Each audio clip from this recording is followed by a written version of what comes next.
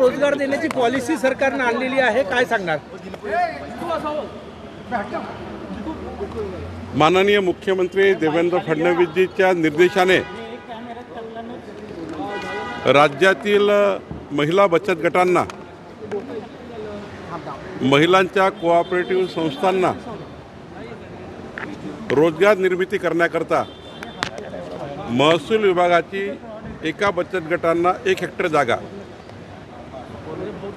5 वर्षाच्या लीजवर आम्ही देणार आहोत आणि या बचत गटांना 1 लाख रुपयाचं अनुदान DPC किंवा तिथल्या खनिकर्म निधीतून आम्ही देणार आहोत।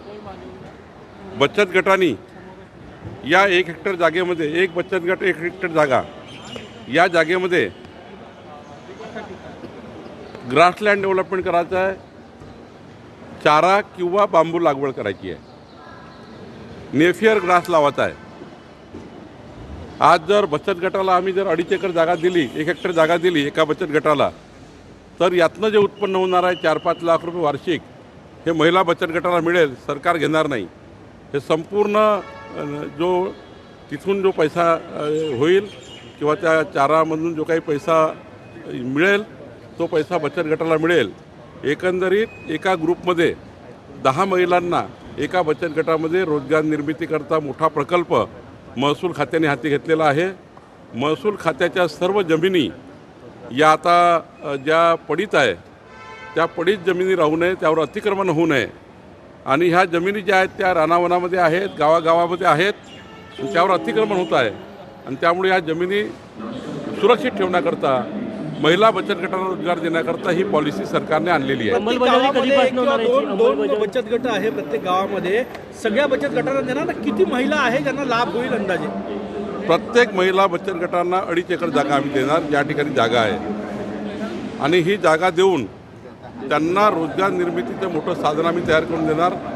देवेंद्र फडणवीसजींनी महाराष्ट्राच्या जनतेला रोजगार निर्मितीबद्दलचा मोठा एक संकल्प केला होता, त्या संकल्पाला आम्ही आता पुढं करतो आहे आणि राज्यातल्या महिला बचत गटांना, महिलांच्या कोऑपरेटिव्ह सोसायटींना हा प्रकल्प आम्ही देतो आहे। तुम्ही आर्थिक मदत देत आहे, काही तांत्रिक मदत लागेल तर त्यांना वाटले तर ती पण शासनाकडून पुरवली जाईल का? तांत्रिक मदत आमचा ॲग्रिकल्चर डिपार्टमेंट देणार, तहसीलदारच्या कंट्रोलमध्ये हे बचत गट करणार।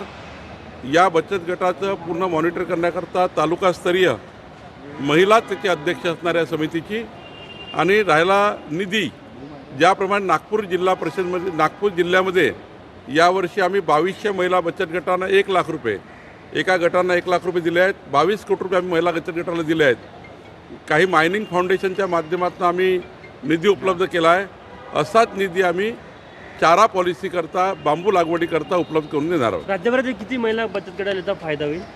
आमच्याकडे खूप जागा आहे महसूलच्या, जेवढ्या जागा आमच्याकडे आहेत ज्या पडीत आहेत आणि पुढच्या 20 वर्ष वापरात येणार नाही, कारण कुठलाही प्रकल्प येणार नाही अशा जागा आहेत, त्या जागा आम्ही महिला बचत गटाला देणार आहोत। Okay, thank you.